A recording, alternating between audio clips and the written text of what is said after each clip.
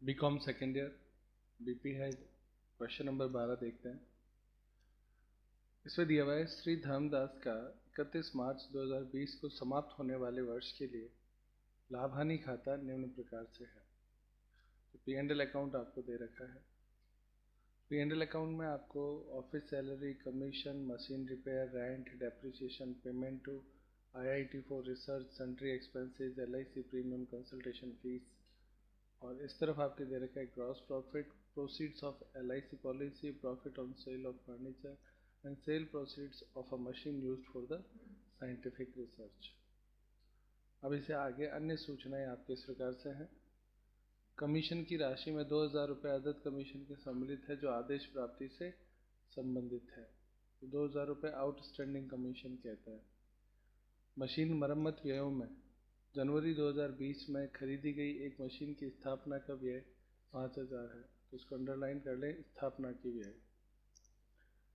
Indian institute of technology IIT को भुगतान एक विशिष्ट निर्देश के साथ किया गया है कि इस राशि का प्रयोग निर्धारित सत्ता द्वारा अनुमोदित व्यवसाय संबंधी वैज्ञानिक शोध कार्यक्रम के लिए किया जाए, यानी ये आपके रिसर्च के लिए है। परामर्श शुल्क में 15,000 रुपये की राशि चार्टेड अकाउंटेंट को आयकर संबंधी परामर्श देने के लिए तथा 5,000 रुपये की राशि अपीली न्यायाधिकरण के समक्ष आयकर संबंधी अपील की बहस के लिए दी गई है। उसके बाद में जीवन बीमा प्रीमियम करदाता की पॉलिसी का है। एलआईसी प्रीमियम जो दे रखा है वो करदाता की खुद की पॉलिसी का है। गत वर्ष में वैज्ञानिक शोध में प्रयोग आ रही एक मशीन 58,000 रुपये में बेची गई। यह मशीन 2 वर्ष पूर्व 50,000 रुपये में खरीदी गई थी, जिसकी पूरी छूट ली गई थी। 31 मई 2019 को कारखाने में 40,000 रुपये की मशीन वायु प्रदूषण नियंत्रण हेतु लगाई गई है। संपत्तियों का विवरण निम्न प्रकार से है। मशीन 1 अप्रैल 2019 को मशीन का हासिल मूल्य यानी डेप्रिसिएबल वैल्यू 90,000 है और 45,000 रुपये की लागत की एक मशीन 1 जनवरी 2020 को क्रय की गई, जिससे उत्पादन क्षमता 30% बढ़ गई। तो 45,000 रुपये की मशीन खरीदी गई और ऊपर एक इंस्टॉलेशन का खर्चा आया था, वो ये दोनों आपस में जुड़ जाएंगे। फर्नीचर 1 अप्रैल 2019 को फर्नीचर का हासिल मूल्य 1,13,000 रुपये है और एक फर्नीचर जिसकी लागत 27,500 रुपये थी, जिसका हासिल मूल्य 20,000 रुपये था, को 16 अगस्त 2019 को 32,000 रुपये में बेच दिया।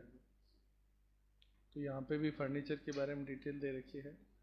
कर निर्धारण वर्ष 2020-21 के लिए श्री धर्मदास की व्यापार की कर योग्य आय की गणना करनी।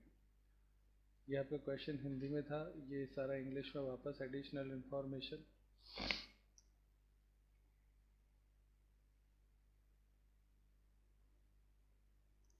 यहाँ तक आपका रहेगा। अब इसे सॉल्व करना है, तो देखते हैं। सबसे पहले अपने इस पी एंड एल को वापस एक बार देख लो। इसमें से कौन कौन सी चीज़ें अलाउड है, कौन सी डिसअलाउड है, वो मार्क करनी है। ऑफिस सैलरी अलाउड होती है, कमीशन अलाउड है, मशीन रिपेयर अलाउड है, रेंट अलाउड है, डेप्रिसिएशन डिसअलाउड कर दो। डेप्रिसिएशन डिसअलाउड इसलिए किया जाता है क्योंकि हम इसको सही कितना है वो कैलकुलेट करेंगे, क्योंकि इसमें प्लांट और मशीनरी की डिटेल दे रखी है। तो जब प्लांट और मशीनरी की डिटेल दे रखी हो तो डेप्रिसिएशन अलग से कैलकुलेट किया जाता है और जो पी एंड एल में होता है उसको डिसअलाउड कर दिया जाता है। Payment to IIT for research, तो payment to IIT for research जो होता है वो एक बार आपको इसे डिसअलाउड कर देना है, फिर 150% अलाउड करना होता है। मतलब ये तो अलाउड है ही, प्लस 50% और ऊपर हो जाएगा। तो उसको हम एक बार तो क्या करेंगे, डिसअलाउड करेंगे। नोट में यहाँ पे लिख दो 150% अलाउड माइनस, ये पहले इसको क्या करना है, डिसअलाउड कर देना है पूरे को, फिर लेस करना है अलाउड करके। उस समय कितना कर देंगे, 150%। ये हमने आईआईटी में पढ़ा था कि आईआईटी में 150% छूट मिलती। सन्ड्री एक्सपेंसेस कुछ नहीं करना, LIC disallowed. Consultation fees allowed ही होगी, ठीक। तो 3 डिसअलाउड आए हैं, जिसमें से एक अपने को ये अलाउड करना है। डेप्रिसिएशन भी अलग से कैलकुलेट करके अलाउड ही करना है। अब इस तरफ आ जाए, ये डिसअलाउड इनकम हो गई, जिसको हम कहते हैं income not related to this head. LIC से पैसा मिला। सेल ऑफ फर्नीचर, इसको भी डिसअलाउड कर देंगे। और sale proceeds of a machine for use for scientific research, इसका पॉइंट अपने को अन्य सूचनाओं में पहले पढ़ना पड़ेगा, ठीक है ना। तो वो नीचे सूचनाओं में दे रखा है, वो यहाँ पे दे रखा है, देखो। गत वर्ष में वैज्ञानिक शोध में प्रयोग आ रही एक मशीन 58,000 रुपये में बेची गई। यह मशीन 2 वर्ष पूर्व 50,000 रुपये में खरीदी गई थी, जिसकी पूरी छूट ली जा चुकी। तो इसका नियम ये होता है कि इसने बेची कितने में है, 58,000 में, जबकि इसकी कॉस्ट कितनी थी। तो कॉस्ट से ऊपर जो आपके आया 8,000, ये डिसअलाउड है खाली। ये क्या हो जाएगा, डिसअलाउड इनकम, तो माइनस कर दिया जाएगा। तो ऊपर जो 58,000 है, उसमें से केवल 8,000 ही अपने को क्या करना है, डिसअलाउड इनकम करनी है, तो ये माइनस हो जाएगा। क्यों, क्योंकि 50,000 रुपये तक तो उसका बिजनेस का माना जाएगा। उससे ऊपर जो था 50,000 रुपये, क्यों, क्योंकि ये कॉस्ट है उसकी, कॉस्ट तक तो उसको क्या मानेंगे, बिजनेस का। कॉस्ट से ऊपर जो प्रॉफिट होता है वो कैपिटल गेन होता है, और कैपिटल गेन इस हेड में नहीं आता है, ठीक है। एनी क्वेश्चन इसमें रिगार्डिंग। अब उसके बाद में आगे देखते हैं। अब अपने आगे की जो अन्य सूचनाएं हैं वो देखते हैं। कमीशन की राशि में 2,000 रुपये अदद कमीशन के सम्मिलित है, जो आदेश प्राप्ति से संबंधित है। तो आउटस्टैंडिंग अलाउड होता है, कुछ नहीं करना है इसका, इट इज़ ऑल ओके, क्योंकि बिजनेस में आउटस्टैंडिंग होता है, और जब P&L दिया हुआ हो तो अलाउड मानते हैं उसको। मशीन मरम्मत के व्ययों में जनवरी 2020 में खरीदी गई मशीन की स्थापना के व्यय 5,000 है, डिसअलाउड कर दो, प्लस का निशान लगा दो, यानी डिसअलाउड करना है और प्लस कर देना है किसमें, प्रॉफिट में। साथ ही ये जो 5,000 है उस पर डैप मिलेगा। ये डैप मिलेगा कैसे, वो भी समझ लो। ये नीचे देखो लिखा हुआ है कि एक मशीन खरीदी थी, ये रही, 1 जनवरी 2020 को क्रय की गई थी, कौन सी, 45,000। इस 45,000 में ये 5,000 उसका जो इंस्टॉलेशन है वो जुड़ जाएगा, यानी मशीन 45 प्लस 5 कितने की हो जाएगी, 50,000 की हो जाएगी। क्योंकि आप लोगों को पता है कि जो फिटिंग चार्ज होता है वो मशीन में ही जुड़ता है। जैसे मान लो हम AC लेते हैं 50,000 का, और 5,000 रुपये उसका फिटिंग का लगा, तो वो हमारे लिए क्या माना जाएगा, 55,000 रुपये का माना जाएगा AC। ये चीज़ है, तो कोई भी मशीन हो उसका इंस्टॉलेशन उसकी पूंजीगत लागत ही होती है।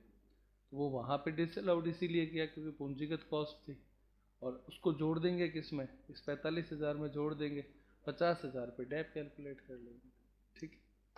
उसके बाद में ये पॉइंट के बाद में अगला थर्ड पॉइंट है, इंडियन इंस्टीट्यूट को जो भुगतान किया गया था वैज्ञानिक शोध के लिए था, तो वो हमने कह दिया 150% अलाउड है, तो वो हम ऊपर लगा चुके हैं, 150% अलाउड करना है,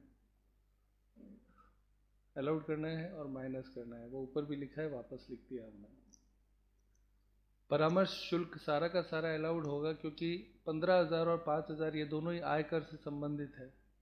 आयकर का खर्चा तो डिसअलाउड होता है, लेकिन आयकर के लिए परामर्श लेना वकील से या CA से, वो सब अलाउड होते हैं। तो CA से यहाँ से लिया गया है, तो ये अलाउड माना जाएगा, तो इसको आप A लिख दो, और करना कुछ नहीं है क्योंकि इसमें A लिखना है, यानी अलाउड है, प्लस माइनस नहीं लगाना है, क्योंकि ये पहले से ही घटाया हुआ है और सही घटाया हुआ है, इसलिए इसमें कुछ नहीं लिया जाएगा। जीवन बीमा प्रीमियम करदाता की पॉलिसी का है, वो हमने डिसअलाउड कर दिया है ऊपर। वैज्ञानिक शोध वाला ये पॉइंट हमने सॉल्व कर लिया है। वायु प्रदूषण की ये जो मशीन है इस पे डैप लेना है, ठीक है, और डैप 40% आपके उस पर होता है, प्लस एडिशनल डैप और दे देना है। ये इतना काम इसमें अपने को करना है। डेप्रिसिएशन देना है 40% और एडिशनल डैप भी देना है, तो वो डेप्रिसिएशन का पूरा एक वर्किंग नोट बन जाएगा। उसके बाद में ये जो मशीन है 90,000 रुपये, इस पे 50,000 रुपये की ये मशीन, इन पे अपने को लेना है डेप्रीशिएशन। फर्नीचर दे रखा है, फर्नीचर इतने का था, इतने में बेच दिया, तो शेष फर्नीचर पे डेप्रीशिएशन लेना है। तो वर्किंग नोट जो हमें बनाना है वो डेप्रीशिएशन का एक अलग वर्किंग नोट बन जाएगा। ये अपने क्वेश्चन की आउटलाइन हो गई। अब अपने इसमें आगे देखते हैं कैसे सॉल्व करेंगे। स्टार्ट करेंगे नेट प्रॉफिट से। तो नेट प्रॉफिट गिवन है वो आपके है 3,17,000।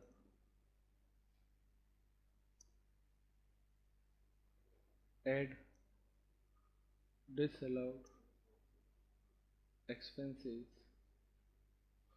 डिसअलाउड एक्सपेंसेस में सबसे पहले सवाल में देख के बताते रहें। डेप कितना है 80,000। उसके बाद में नंबर 2 IIT पेमेंट कितना है 52,500। फिर LIC प्रीमियम कितना है 9,500। और नीचे अब देखो डिसअलाउड में चौथा है मशीन इंस्टॉलेशन चार्ज।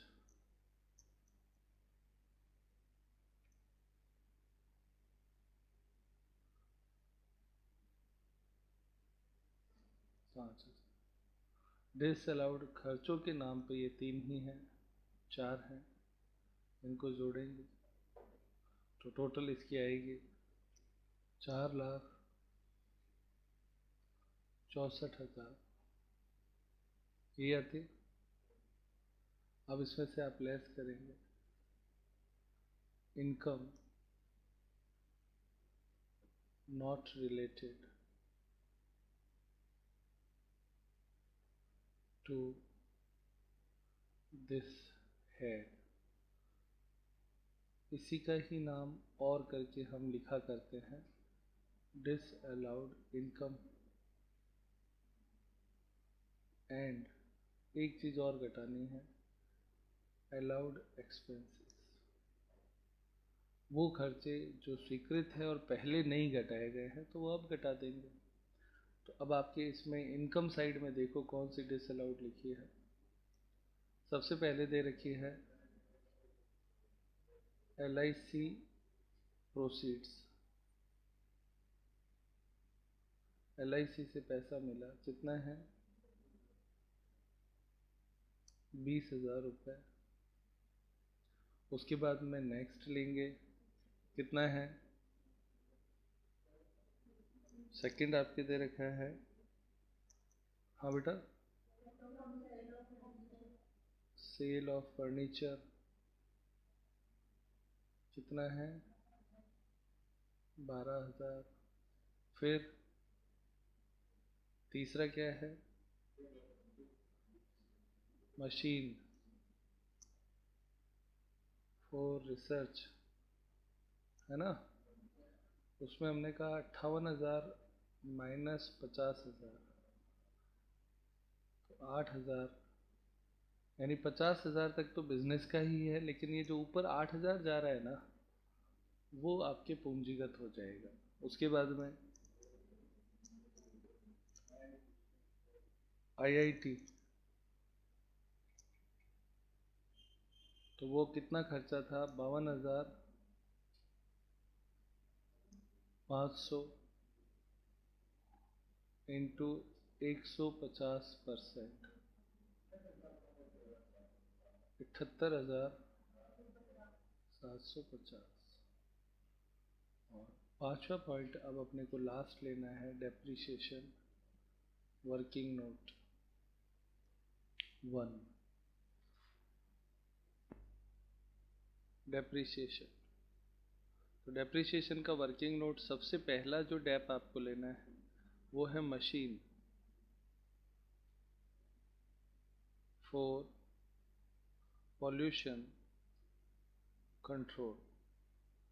तो इसमें जो मशीन खरीदी थी 40,000 रुपये की मशीन खरीदी थी, तो 40,000 की मशीन होगी, उस पर 40% डैप मिलता है, तो ये आपके हो जाता है 16,000 प्लस एडिशनल डैप भी इस पे मिलता है, तो 40,000 इंटू 20% एडिशनल डैप की रेट फिक्स है 8,000, तो टोटल आपके इससे आया 24,000। फिर इसके बाद में number 2 second machine, old machine थी एक तो ओल्ड मशीन कितने की थी? 90,000 की थी, और उस पर 15% डैप मिलता है, तो ये होगा, हाँ बेटा, 13,500। उसके बाद में न्यू मशीन और हो गई। न्यू मशीन जनवरी में ली है इसलिए 6M आएगा, तो 40,000 45,000 प्लस 5,000 इंस्टॉलेशन इसमें जुड़ जाएगा, और इसका 15% लेना है, वो भी 6 महीने के लिए, तो ये आपके कितना आता है? 3,750 3750। इस पे भी एडिशनल डैप आएगा, तो 50,000 इंटू 10% 5,000, टोटल इसका बाहर लिखेंगे 5, 18 और 3, टोटल कितना होता है? 22,250। थर्ड जो था वो आपके आएगा फर्नीचर। तो फर्नीचर में आपके पहले था कितना? ओल्ड फर्नीचर वो था 1,13,000 लेस सेल। बेचा कितने का? 32,000 रुपये प्रश्न में कहा है बेचा है, तो 32,000 का घटा देंगे। अब उसकी लागत क्या थी और वो कब बेचा उससे कोई मतलब ही नहीं, जितना सेल किया उतना घटाया, फिर कितना बचा? 81,000। इस 81,000 का 10% लेना है, तो डैप आएगा इसका 81,000 इंटू 10% फर्नीचर पे होता है, तो कितना होता है? 8,100। इसे भी बाहर लिख देंगे इस तरह से। अब आप इन तीनों की जो टोटल लगाएंगे बाहर वाले कॉलम की, तो टोटल डैप आएगा, तो 24,000, 22,250 और 8,100, 54,350। ये अलाउड डैप हो गया, और इसे घटाना है सवाल में, ठीक है? तो इसे जल्दी से ऊपर लिख लेते हैं। हो गया बच्चों यहाँ तक?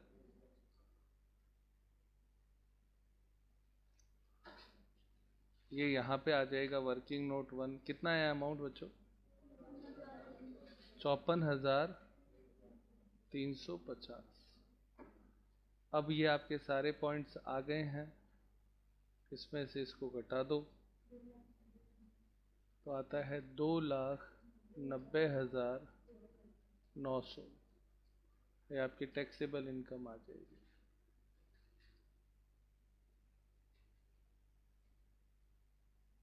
बस ये इतना ही सवाल है, कोई दिक्कत प्यारे बच्चों इसमें? नेक्स्ट क्वेश्चन देखते हैं। क्वेश्चन नंबर 13 में आपको दिया हुआ है 31 मार्च 2020 को समाप्त होने वाले वर्ष के लिए श्री हरिशंकर के एक नव स्थापित कारखाने के निम्नलिखित लाभ हानि खाते से व्यापार के कर योग्य लाभ का निर्धारण कीजिए। इसमें आपको P&L अकाउंट दे रखा है। इस P&L अकाउंट में सैलरी एंड कमीशन अलाउड होता है, इंटरेस्ट पेड अलाउड होता है, एडवर्टाइजमेंट एक्सपेंसेस अलाउड होता है, प्रिलिमिनरी एक्सपेंसेस आप एक बार डिसअलाउड कर सकते हैं, प्लस कर देना है। इसमें जो अलाउड हिस्सा होगा वो हम नीचे घटा देंगे, जैसे डेप्रिसिएशन में करते हैं ना वैसे। Capital expenditure on know how ये भी डिसअलाउड होता है, इस पर भी प्लस का निशान लगा देंगे। लेबर वेलफेयर अलाउड होता है, ट्रैवलिंग एक्सपेंसेस अलाउड होता है, सन्ड्री एक्सपेंसेस अलाउड होता है। इनकम में ये बिजनेस की इनकम है, और रेंट फ्रॉम हाउस प्रॉपर्टी, लेकिन कर्मचारी रहते हैं इसलिए ये भी अलाउड है। तो दो ही मार्किंग इसमें आप लोगों को मिली है, 35,000 डिसअलाउड ये करना है और नो हाउ भी डिसअलाउड करना। दोनों पूंजीगत करते हैं, डिसअलाउड कर दिए, ठीक। अलाउड में इनको क्या करेंगे, जो नियम से इनका घटता है वो ले लेंगे। अब अन्य सूचनाएं देखते हैं। उनकी अन्य सूचनाएं निम्न प्रकार से है। नंबर 1, श्रम कल्याण व्ययों में 10,000 रुपये अनुमोदित उपदान निधि में 31 मार्च 2020 से पूर्व जमा कराया गया हर्षदान है। तो ये आपके बिजनेस का ही है, श्रम कल्याण है, कोई इशू नहीं है। कब जमा कराया उससे कोई दिक्कत नहीं, 31 मार्च से पूर्व जमा करा दिया गया, अंडरलाइन कर ले पूर्व को, इसलिए इसको अलाउड कर देंगे। उसके बाद में ब्याज की राशि का भुगतान, ऊपर एक प्रश्न में आया था, देखो इंटरेस्ट आया था यहाँ पे, इंटरेस्ट पेड 10,000, तो उसके बारे में वो नीचे सूचना दे रहा है। ब्याज की राशि का भुगतान अफ्रीका में एक अनिवासी को हुआ जिस पर उद्गम स्थान पर कर की कटौती नहीं हुई है, कर भी नहीं चुकाया गया। तो जब भी इस तरीके का आता है कि TDS नहीं काटा गया और अनिवासी को पेमेंट होता है तो वो सारा डिसअलाउड हो जाता है। तो अब आप ऊपर जो पॉइंट जहाँ पे ये लिखा हुआ है वहाँ पे डिसअलाउड और प्लस का निशान लगा दें, यानी ये 10,000 का जो पेमेंट हुआ है वो हमें क्या कर देना है, डिसअलाउड कर देना है। उसके बाद में नेक्स्ट पॉइंट देखें, वो आपके दे रखे हैं। औद्योगिक तकनीक प्राप्त करने हेतु क्रमशः भुगतान 1 अगस्त 2019 को किया गया। नो हाउ जो है ना, ऊपर आया था नो हाउ, तो नो हाउ पे डेप्रीशिएशन देना है, तो इसमें आप पीछे लिख दो डेप।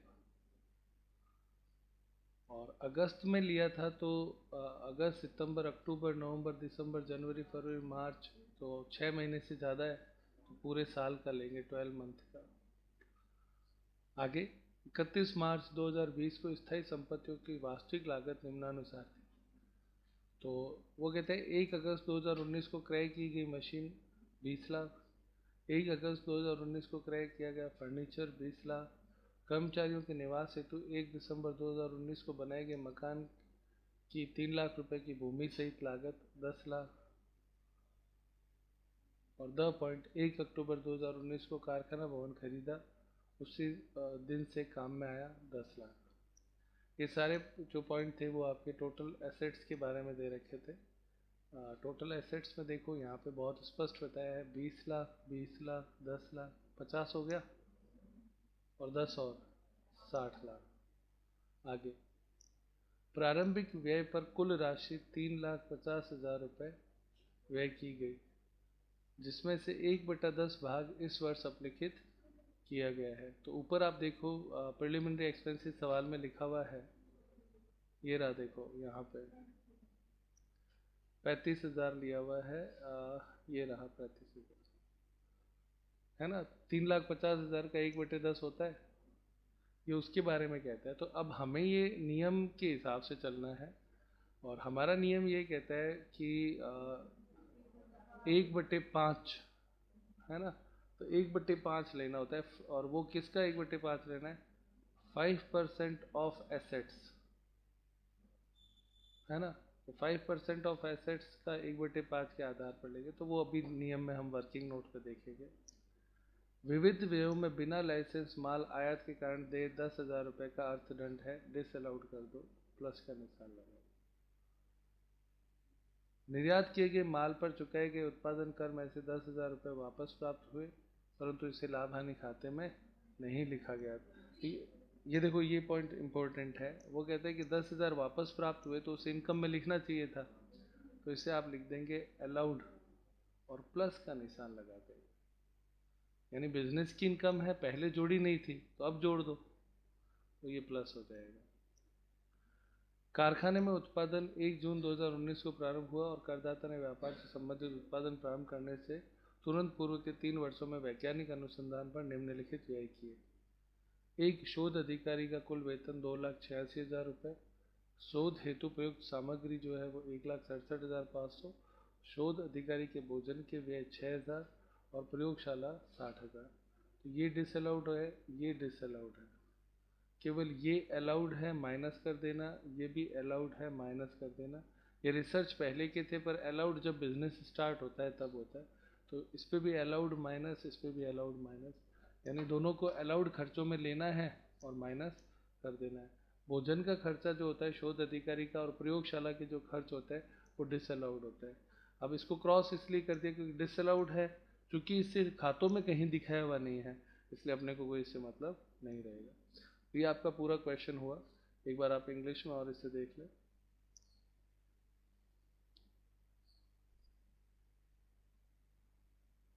बस ये यहाँ तक ही है। इसका जो आंसर है वो ये आएगा 15,34,000। चलिए स्टार्ट करते हैं, टेबल बनाइए जल्दी से। तो सबसे पहले आप स्टार्ट करेंगे नेट प्रॉफिट से। नेट प्रॉफिट तो वो आपकी गिवन है, कितना दे रखा है, 21,75,000। प्रश्न P&L का है इसलिए यहीं से शुरू होगा। एड डिसअलाउड एक्सपेंसेस, तो डिसअलाउड एक्सपेंसेस जितने भी हैं वो जोड़ने हैं, तो एक एक करके हमने जो मार्किंग करी है वो आप लोगों को बोलनी है। सबसे पहले बताएं कितना है। Interest paid to NRI without TDS कितना है, 10,000 है, ये जोड़ना है। नंबर 2 प्रिलिमिनरी एक्सपेंसेस,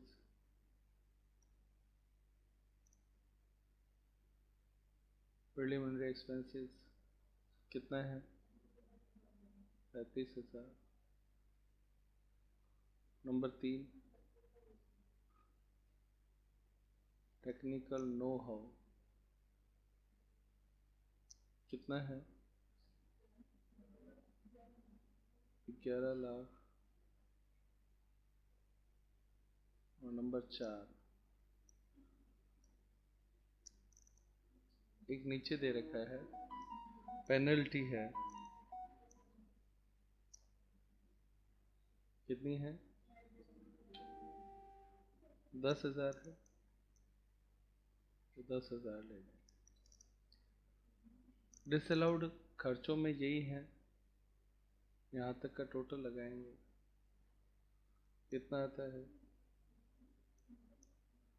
कितना होता है यहाँ तक का, यहाँ तक कितना होता है, 33 लाख।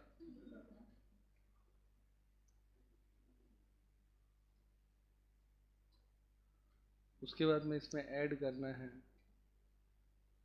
एक इनकम जो हमें जोड़नी थी, ऐड अलाउड इनकम, तो उसमें उसका नाम है, ये जो एक्साइज ड्यूटी थी, एक्साइज ड्यूटी, उसका पैसा रिफंड हुआ है वापस, तो वो 10,000 में वापस जोड़ना है। तो कितना होता है, 31 lakh, 33,40,000 less.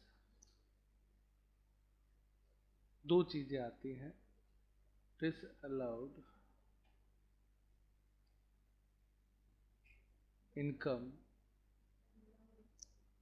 And allowed expenses, ये दो हेड्स हम घटाते हैं। तो उसमें सबसे पहले लिखे, इसमें अपने को दे रखा है कुछ है नहीं डिसअलाउड इनकम के करके, तो अलाउड एक्सपेंसेस घटाने हैं, है ना। तो अलाउड एक्सपेंसेस में नंबर 1, एक तो वो एक्सपेंसेस फॉर रिसर्च था, एक्सपेंसेस फॉर रिसर्च। तो एक्सपेंसेस फॉर रिसर्च में 2,86,000 प्लस 1,67,500, इन दोनों को अलाउड किया। टोटल कितना आता है? 4,53,500। ये घटाना है इसलिए माइनस में रखेंगे। Number 2, preliminary expenses, working note लिख दो 1। और एक और अपने को घटाना है, वो है डेप्रिसिएशन, डेप वर्किंग नोट 2। ये दो चीज़ें वर्किंग नोट से आएगी, तो इसका वर्किंग नोट बनाते हैं। इसमें ए पॉइंट होता है एक्सपेंसेस ऑन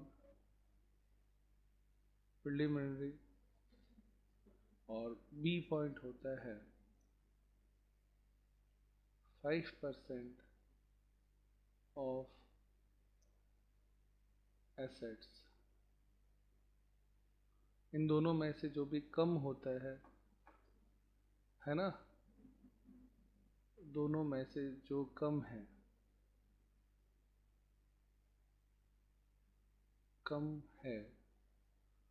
उसका 1/5 अलाउड होगा।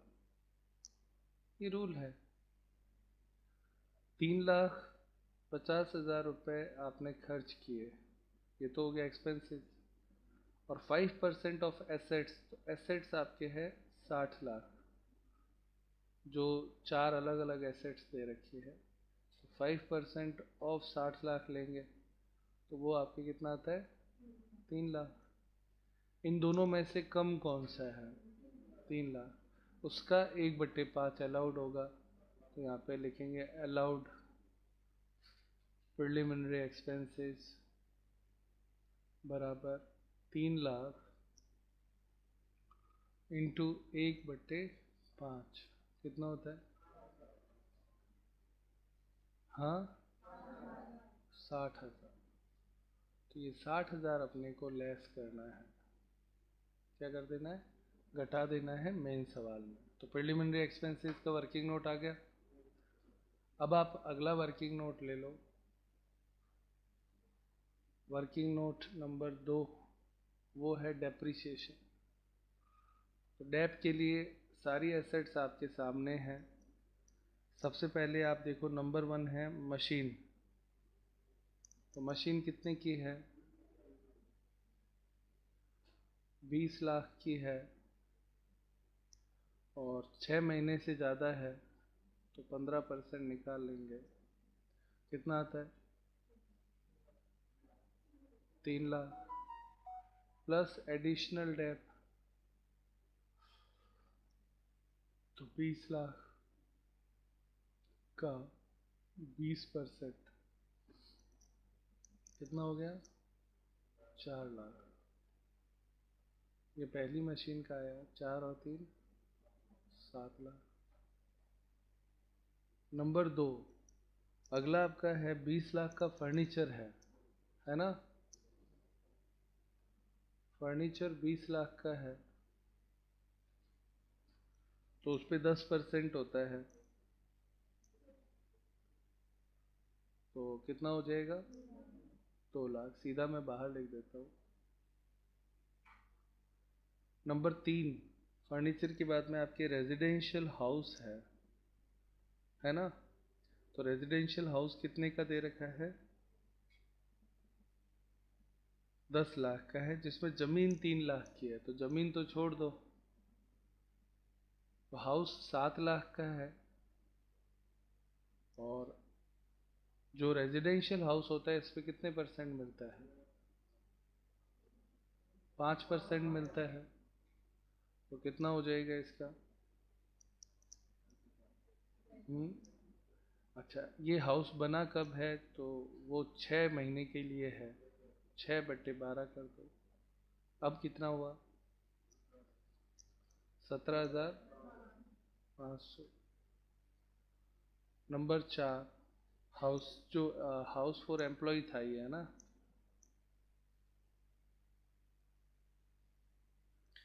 उसके बाद में आपके नो हाउ,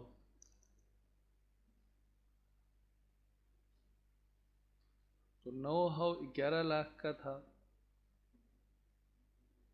उसका 25% अलाउ करना है, तो कितना होता है?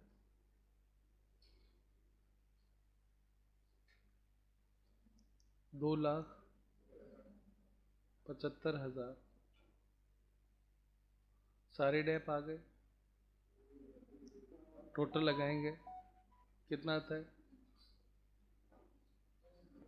एक और 5वां पॉइंट लिखें, फैक्ट्री बिल्डिंग बाकी रह गई है।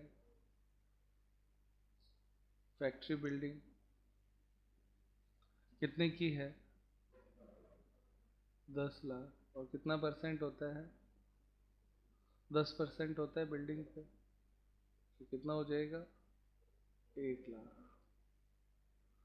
अब आप इसकी टोटल लगाएंगे,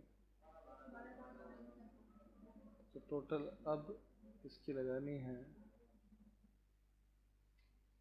वो आपकी आती है 12,92,000।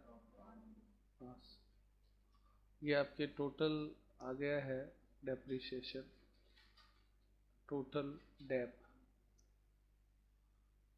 तो दोनों वर्किंग नोट हो गए। इसका 12,92,000 आया और इसका 60,000 आया। तो मेन सवाल में इसे अब ले लेते हैं यहाँ पे। वर्किंग नोट इसका तो आया 60,000 और इसका आया 12,92,500 है ना? तो 3 पॉइंट आपके आएंगे। घटाने पर आंसर दिया हुआ है, तो इसका आंसर लेंगे, वो आपके आता है 15,34,000। पूरा पूरा आता है क्या? ये आपका होगा टैक्सेबल। ये आंसर हो गया। कोई दिक्कत प्यारे बच्चों? यहाँ से आप देखें, हमने स्टार्ट किया नेट प्रॉफिट, फिर डिसअलाउड एक्सपेंसेस, और फिर अलाउड इनकम, और फिर ये वर्किंग नोट। और वर्किंग नोट यहाँ पे आपके प्रिलिमिनरी एक्सपेंसेस का, और ये डेप्रिसिएशन। ठीक है प्यारे बच्चों, आज की क्लास यहीं समाप्त करते हैं।